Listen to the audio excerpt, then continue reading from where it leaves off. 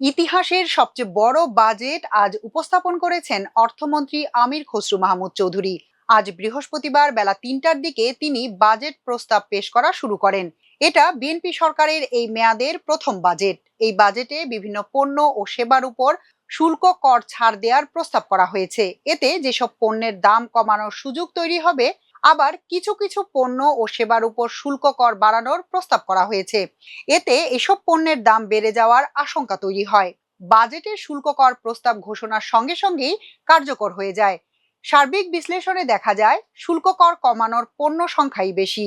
আসুন শুরু করি কোন কোন পণ্যের দাম বাড়বে সে তালিকা দিয়ে। সিগারেটের দাম বাড়বে। এছাড়া নিকোটিন গ্র্যানুলস ও নিকোটিন পাউচকে জনস্বাস্থ্যের জন্য অত্যন্ত ক্ষতিকর উল্লেখ করে অর্থমন্ত্রী এর উপর ৩৫০% সম্পূরক শুল্ক আরোপের প্রস্তাব করছেন। তেলে চলা গাড়ির দাম বাড়বে। দেশীয় চাষ ও উৎপাদনকে উৎসাহিত করার জন্য অপ্রক্রিয়াজাত ও প্রক্রিয়াজাত কাজু বাদামের আমদানি শুল্ক যথাক্রমে ১% ও ৫% থেকে বাড়িয়ে ২৫% করা হয়েছে। তবে দেশে উৎপাদকদের জন্য অপ্রক্রিয়াজাত কাজু বাদাম আমদানি শুল্ক ১৫% করা হয়েছে। সব মিলিয়ে বিদেশি কাজু বাদামের দাম বাড়বে। দেশীয় মৎস্য প্রক্রিয়াকরণ শিল্পকে সুরক্ষা দিতে আমদানি করা পাঙ্গাস মাছের ফিলের উপর ২০% সম্পূরক শুল্ক আরোপ হয়েছে। কম্পোজিট এলপিজি সিলিন্ডার আমদানিতে আমদানি পর্যায়ে মূল্য সংযোজন কর আরোপ করা হয়েছে। এতে এর দাম বাড়তে পারে। বিদেশ থেকে প্রাকৃতিক মধু আমদানির ক্ষেত্রে ন্যূনতম শুল্কায়ন মূল্য ইউনিট প্রতি $2 বাড়িয়ে $7 করা হয়েছে। এতে এই মধু আমদানিতে শুল্ক কর বেশি দিতে হবে, যা দাম বাড়িয়ে দিতে পারে। বিদেশ থেকে সুপারি আমদানির ক্ষেত্রে ন্যূনতম শুল্কায়ন মূল্য ইউনিট প্রতি $.25 বাড়ানো হয়েছে।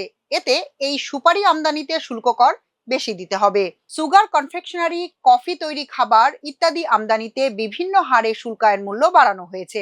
এতে এসব খাদ্য আমদানিতে শুল্ক হারের চাপ বাড়বে। লিপ লাইনার, লিপ জেল ও সমজাতীয় পণ্য আমদানির শুল্কায়ন মূল্য বাড়ানো হয়েছে।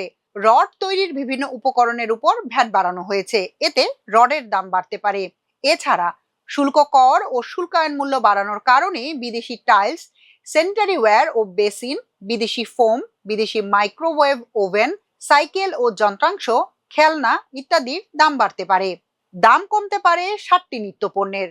এর মধ্যে ধান, চাল, গম, আলু, গবাদি পশু, হাঁস মুরগি, মাছ, পেঁয়াজ, রসুন, আদা, লবণ, চিনি, ভোজ্য তেল, বীজ সহ 60টি নিত্য পণ্যের উপর উৎসের করের হার ৫%, ২%, ১% হতে কমিয়ে ০.৫% করার প্রস্তাব করেছেন অর্থমন্ত্রী। তিনি বলেছেন, বিগত বছরগুলোয় দ্রব্যমূল্যের লাগামহীন ঊর্ধ্বগতিতে জনজীবনে যে নাভিশ্বাস উঠেছিল, তার বিপরীতে গণতান্ত্রিক সরকারের নির্বাচনী প্রতিশ্রুতি অনুযায়ী এই পদক্ষেপ জনজীবনে স্বস্তি আনবে। আমদানি করা শিশু খাদ্য প্রস্তুতিমূলক সামগ্রীর উপর আমদানি শুল্ক ১৫% থেকে কমিয়ে ১০% করা হয়েছে। অর্থমন্ত্রী বলেছেন, এতে বাজারে শিশু খাদ্যের দাম কমবে। জিরা, দারুচিনি, এলাচ, লবঙ্গ, গোলমরিচ, ধনিয়া ইত্যাদি মশলায় ৫% নিয়ন্ত্রণমূলক শুল্ক সম্পূর্ণ প্রত্যাহার করা হয়েছে। সোনা সরবরাহে উৎস করের হার ৫% থেকে কমিয়ে ০.৫% করা হয়েছে। ভ্যাট ছিল আগে ৫%। ফলে ২.৫ লাখ টাকার সোনায় ভ্যাট দাঁড়াতো ১২,৫০০ টাকা। এখন তা কমিয়ে ভরিপ্রতি ২,৫০০ টাকা করা হয়েছে। বৈদ্যুতিক গাড়ি বা ইলেকট্রিক ভেহিকেলের নানা ধরনের সুবিধা দেওয়া হয়েছে। এতে এসব গাড়ির দাম অনেকটা কমার সুযোগ তৈরি হবে। পাশাপাশি বৈদ্যুতিক গাড়ি চার্জ দেওয়ার স্টেশন বসাতে ব্যাটারি ও অন্যান্য সরঞ্জামে বড় ধরনের ছাড় দেওয়া হয়েছে।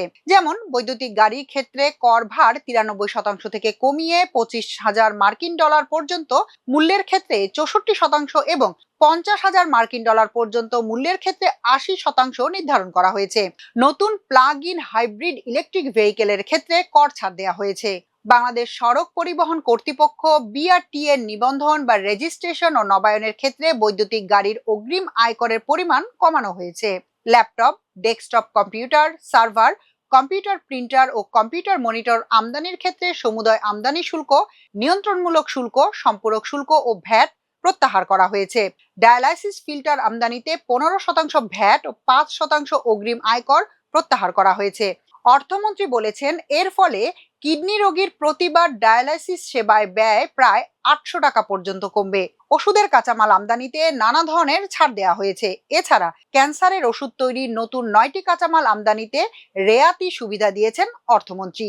গিটার, পিয়ানো, ভায়োলিন ইত্যাদি বাদ্যযন্ত্র এবং এর জন্য প্রয়োজনীয় যন্ত্রাংশ আমদানিতে বিদ্যমান 5% নিয়ন্ত্রণমূলক শুল্ক পুরো প্রত্যাহার করা হয়েছে। সিনেমাটোগ্রাফিক ক্যামেরা ও প্রজেক্টরের খুচরা যন্ত্রাংশ আমদানির ক্ষেত্রে বিদ্যমান আমদানি শুল্ক 15% থেকে কমিয়ে 5% করা হয়েছে।